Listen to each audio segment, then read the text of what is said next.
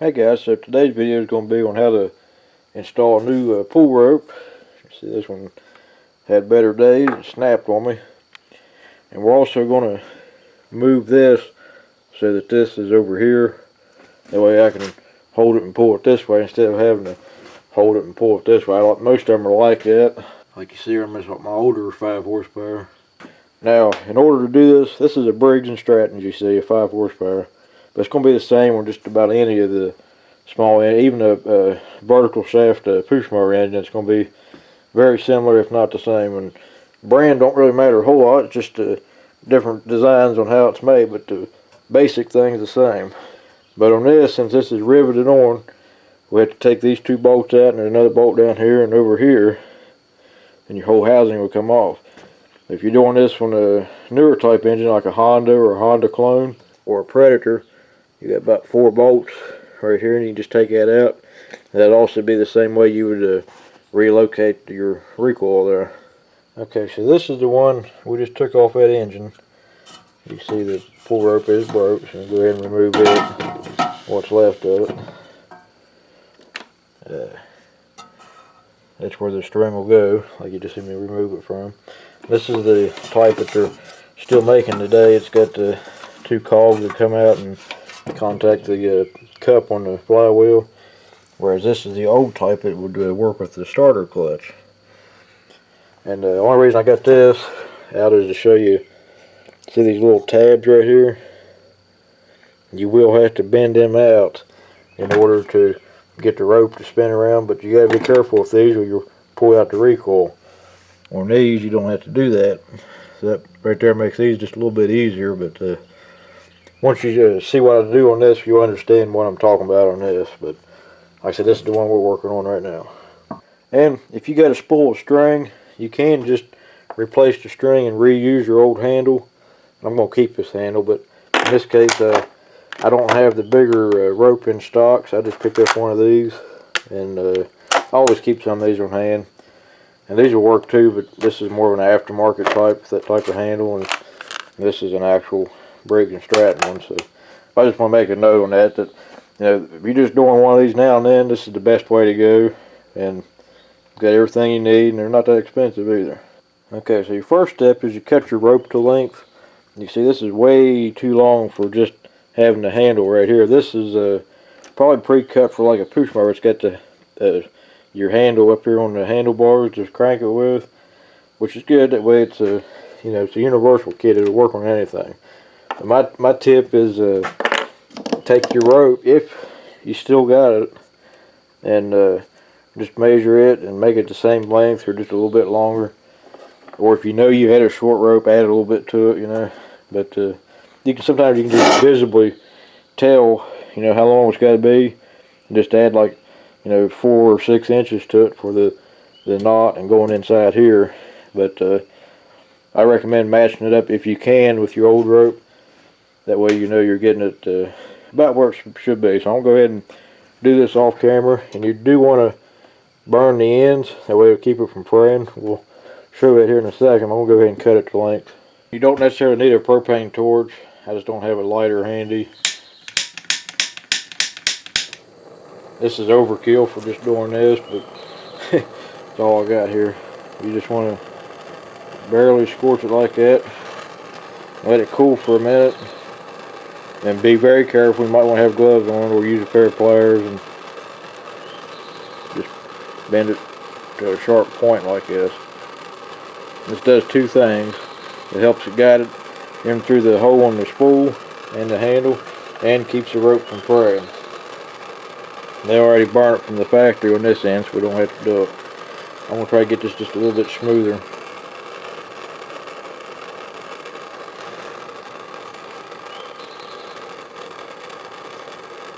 There we go. About what you want, just kind of taper it to the end right there. It makes it a lot easier. Now you do have different types of these handles. This one's a simple type. You just feed the string up through it and tie a knot and pull it back. I just happened to glance at the paper it came with it. And it shows the other type on there. That was your most common type, but now they did away with that and they're using these most of the time. So you just want to feed the string through here You can see it coming out. Might take a screwdriver here. If you want it to come out on the big end, this side's smaller. That way there's a place for the knot. Most of the time these go right through because it's being stubborn where I'm trying to make a video.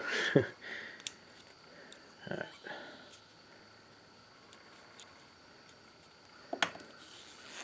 Then you want to do a double knot here.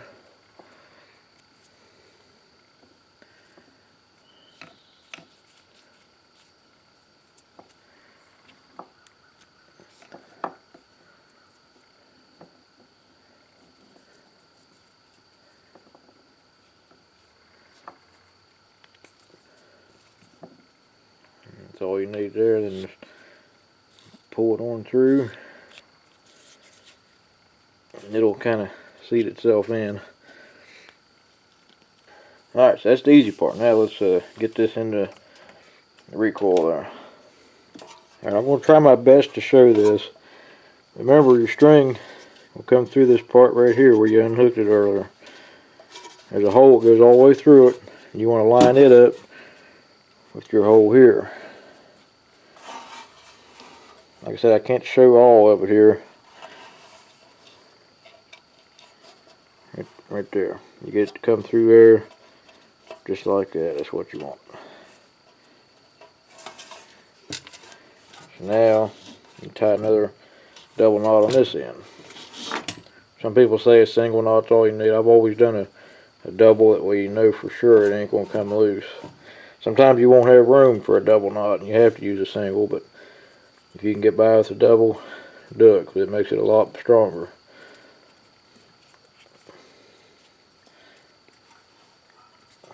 Make it tight too. Some people will wait till they make the knot and then burn it. That way the knot kind of melts itself in. That's up to you if you want to do it like that. And you want to pull that down in there just like that. Alright, so now your rope's in. That's the easy part. Now you got to wind it up. You got to pay attention to which way. See how it wants to pull back in that way. So you just got to. You're gonna have to spin this and the rotation it takes to be putting tension like when you pull it out. So now you need to get the rope and pull it up through here. A little pick is handy for this. A little bent pick like this is about the easiest way to do this.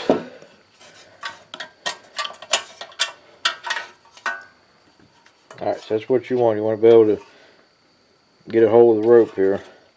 Now, a lot of these spools are going to have a little notch cut in there for the rope to hold itself in there. So you got to be careful with these, where you can actually cut the rope. You usually want to make it about at least 4 turns.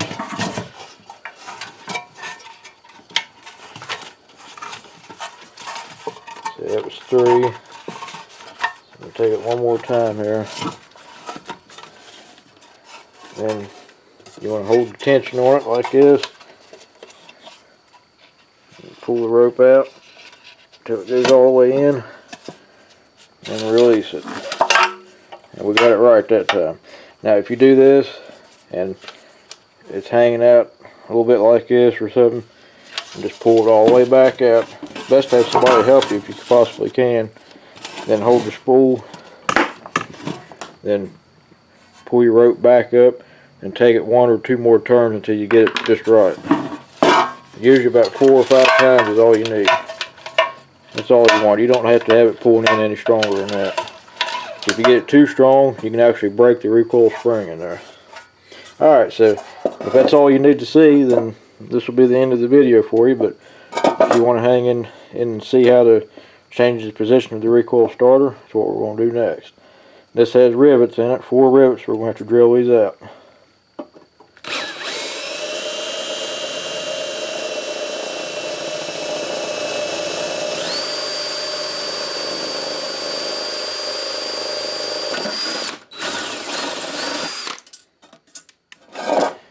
I'm going to do that on all 4 of them.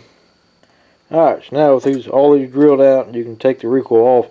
And if you got one that's removable, that's what I was saying, it's a lot easier to change the rope on one like this, when it's all off like this, because you can get to everything easier. But see how them cogs work on it. But now, you get this whole ring of holes here. You can put this in any position you want it now. And I think probably about right here, or maybe right here. I want to look at the other engine and see. But probably right here is what we're going to do. I like having it on that side. Just makes it easier to start the way I usually start these motors. But the way we're doing it now, you can be able to change it later too if you ever need to. Alright, so you can pretty much see how I did. Just used a little number 1024 machine screws. And I was going to put them around the other way, that way you see the head of the screw, but the bolt stuck out too long and I didn't want to fool with cutting them and everything, so I just put them on like this. And if you think you're going to move this later on, you could put like a little tack weld on each one of these. That way they'll stay in place, and you can move this from the outside without having to take the whole cover off. Just an idea. I mean, I have seen people weld these straight on here before, and I don't advise that at all. But that's how you move it. Now you can move it anywhere you want it. Well, guys, if you got any questions or comments about replacing pull ropes or moving the recoil housing, feel free to leave a comment below. I'll get back to you as soon as I can. So, thanks for watching. I'll catch you on the next one.